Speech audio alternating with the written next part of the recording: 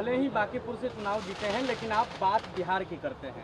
बिहार की जनता को आपसे उम्मीद है जी, अगला कदम क्या होगा आपका? बिल्कुल। बांकीपुर का जो चुनाव हुआ है वो बांकीपुर के विधायक को चुनने के लिए नहीं हुआ है। पहले दिन से ही हम लोगों ने एजेंडा जो रखा था कि हम लोगों का लक्ष्य ये रहा है कि बिहार में जो एनडीए को, भाजपा को बहुमत मिला है, तो हम लोगों की ऐसी अपेक्षा है कि एक अच्छा आदमी बिहार का नेतृत्व करे, ताकि बिहार का विकास हो, बिहार के बच्चों का विकास हो, यहाँ पढ़ाई हो, शिक्षा हो, रोजगार हो, पलायन बंद हो। तो बांकीपुर का जो आज मैंडेट आया है, ये सिर्फ विधायक नहीं चुना गया है। बांकीपुर की जनता ने भाजपा के केंद्रीय नेतृत्व को ये मैसेज दिया है कि आप सम्राट चौधरी की जगह किसी बेहतर व्यक्ति को बिहार में मुख्यमंत्री बनाइए, बिहार की भी चिंता कीजिए। बिहार के लोगों को सिर्फ 5 किलो अनाज के नाम पर, जातियों के नाम पर वोट लेने का मशीन मत समझिए। जितनी चिंता आप गुजरात की करते हैं, उतनी चिंता न भी हो, कम से कम उसकी आधी चिंता भी बिहार की कीजिए।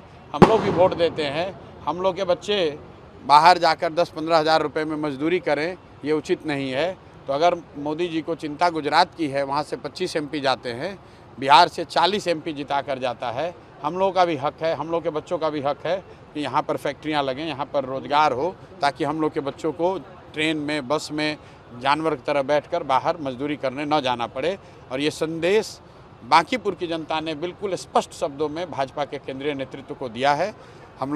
मेरा ये विश्वास है कि भाजपा का जो नेतृत्व है वो इस जो मतदान का जो नतीजा आया है, इसको गंभीरता से लेगा और बिहार में किसी सक्षम आदमी को, किसी स्वच्छ और अच्छे चरित्र काबिल व्यक्ति को मुख्यमंत्री बनाएगा, ताकि आने वाले 4 साल में बिहार की तरक्की हो सके। मुख्यमंत्री तो भाजपा का ही बनेगा, लेकिन भाजपा किसी अच्छे व्यक्ति को बनाए। कुशवाहा बनाना है, कुशवाहा ही बनाइए, लेकिन किसी अच्छे आदमी को बनाइए, किसी अपराधी को बिहार पर मत थोपिए। और आज बांकीपुर की जनता ने यही बात बड़े स्पष्ट तौर पर कहा है। वो ठीक है, बधाई दी है। बधाई सम्राट चौधरी ने मुझे पहले भी अपना भाई बोला है। मेरी कोई सम्राट चौधरी से व्यक्तिगत लड़ाई नहीं है। लड़ाई इस बात की है कि 13 करोड़ बिहार के लोगों का जीवन सुधारने के लिए क्या हम लोग को कोई काबिल व्यक्ति हम लोग का नेतृत्व करना चाहिए, या कोई ऐसा व्यक्ति नेतृत्व करना चाहिए जिसका चाल चरित्र, चेहरा खुद ही क्वेश्चनेबल है। बात व्यक्ति की नहीं है, बात इसकी है कि बिहार आज देश का सबसे गरीब और पिछड़ा राज्य है। तो जिस मोदी जी को, जिस भाजपा को हम लोग वोट देते हैं, एनडीए को वोट देते हैं, क्या उनकी जिम्मेवारी सिर्फ गुजरात के प्रति है? भाई, बिहार के बच्चों का भी तो हक है। गुजरात में 1 लाख करोड़ का बुलेट ट्रेन बने, हम लोग को उससे कोई दिक्कत नहीं है, लेकिन बिहार के बच्चों के लिए भी तो कुछ सोचा जाए। ये बात है। बिहार का ये दुर्भाग्य भी रहा है कि बिहार में एक स्ट्रांग ऑपोजिशन भी नहीं रही है। तेजस्वी यादव के देखिए, स्ट्रांग ऑपोजिशन रहा है कि नहीं रहा है, अभी तो सत्ता में भाजपा है, डबल इंजन की सरकार है। आने वाले 3 बरस में मेरी अपेक्षा ये है कि दिल्ली और राज्य दोनों मिलकर बिहार की तरक्की में पूरी ताकत लगाएं, बिहार से पलायन बंद हो, बिहार के बच्चों को रोजगार के लिए बाहर न जाना पड़े। ये सिंगल एजेंडा है। अगर ये होगा, हम लोग भाजपा के पक्ष में वोट करने के लिए कहेंगे, लेकिन आप पहले पलायन रोकिए। बिहार के हर प्रखंड में, हर जिले में फैक्ट्री लगाने की व्यवस्था कीजिए। अगर गुजरात के हर प्रखंड में, हर तहसील में, हर मंडल में, हर जिले में फैक्ट्री लग सकती है, तो बिहार में क्यों नहीं? अगर सूरत में 10 लाख लोग मजदूरी कर सकते हैं, तो पटना में क्यों नहीं, बेगूसराय में क्यों नहीं? ये बात होनी चाहिए। अच्छा, एक सवाल है, लंबे समय से बिहार की राजनीति को भी देखते हैं, आप बार-बार सीएम बदलने की बात कर रहे हैं, कह रहे हैं कुशवाहा से ही बनाया जाए, तो आप ये भी कह रहे हैं कि बीजेपी से ही सीएम हो, तो आप अरे भाई, हम क्या कह रहे हैं? जनता ने मैंडेट दिया है बीजेपी को, एनडीए को, तो मुख्यमंत्री तो उन्हीं का होगा। हम लोग ये कह रहे हैं भाई, किसी काबिल व्यक्ति को बनाइए, उस व्यक्ति को बनाइए जो बिहार में शिक्षा सुधारे, उस व्यक्ति को बनाइए जो बिहार में रोजगार लेकर आए, उस व्यक्ति को बनाइए जो बिहार में पलायन बंद करे। किसी जाति का हो, किसी विचारधारा का हो, उससे कोई फर्क नहीं है। बिहार में सुधार होना चाहिए।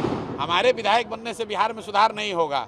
हमारे विधायक बनने से, यहाँ भाजपा के आज हारने से जो संदेश भाजपा को लेना चाहिए, अगर वो इस संदेश को लेंगे, बिहार में सुधार के लिए कोशिश करेंगे, तो निश्चित तौर पे बिहार के लोगों का फायदा होगा। हम लोग तो अपनी ओर से कोशिश करेंगे ही। जब ये विधायक की नहीं थी तो भी बिहार के लोगों के लिए आवाज उठा रहे थे, आगे भी और मजबूती से उठाएंगे। जेनजी का प्रोटेस्ट भी एक बड़ा फैक्टर साबित हुआ है। बांकीपुर में जो वोटिंग का पैटर्न है, उसमें युवाओं ने बहुत बढ़ चढ़कर वोटिंग में हिस्सा नहीं लिया है। एक तरीके से ये अफसोस की बात है, लेकिन जेनजी को लेकर जो देश में माहौल है, उसका असर जरूर यहाँ भी पड़ा होगा। लेकिन ऐसा नहीं देखा गया कि युवा कोई बहुत बड़ी संख्या में निकलकर अलग से वोट किया हो कि लोगों ने। यहाँ पर एक ही मुद्दा रहा जो एक अगर मुद्दा आप देखेंगे कि सम्राट चौधरी के नेतृत्व को बिहार की जनता स्वीकार करने को तैयार नहीं है, और वो मैसेज बिल्कुल क्लियर शब्द में आज मत के द्वारा लोगों ने बताया है कि जिस विधानसभा क्षेत्र में भाजपा 58,000 से जीती हुई थी, आज वहाँ करीब वो 20,000 से हारे हैं। अंदाज़ा लगाइए, करीब 78,000 लोग 6 महीने में अगर उन्होंने अपना मत बदला है, इसका मतलब है कि वो सम्राट चौधरी, जो एक ही निर्णय हुआ है इसमें अलग जो नवंबर के मुकाबले हुआ है सम्राट चौधरी के मुख्यमंत्री बनने का, तो ये उसके खिलाफ वोट है। तो कांग्रेस के कई वरिष्ठ नेताओं ने भी कहा था कि प्रशांत किशोर को सपोर्ट किया जाए जॉइंट कैंडिडेट के रूप में, तो क्या आने वाले समय में कांग्रेस के साथ? देखिए, ऐसा है, जन स्वराज चुनाव लड़ा है और जन स्वराज के साथ समाज का हर वर्ग, हर तबका, हर विचारधारा के लोग, हर दल के लोग चुनाव लड़ने में मदद किए हैं। सबने ये कहा था कि प्रशांत जी अगर आप लड़िएगा तो लोग जाति, धर्म, दल और नेताओं की प्रति प्रतिबद्धता को छोड़कर ऊपर उठकर वोट देंगे, वरना 28 दिन में, ये 2 जुलाई को चुनाव की घोषणा हुई है, 28 दिन में भाजपा का 30 साल का किला इतनी आसानी से नहीं ढह सकता था।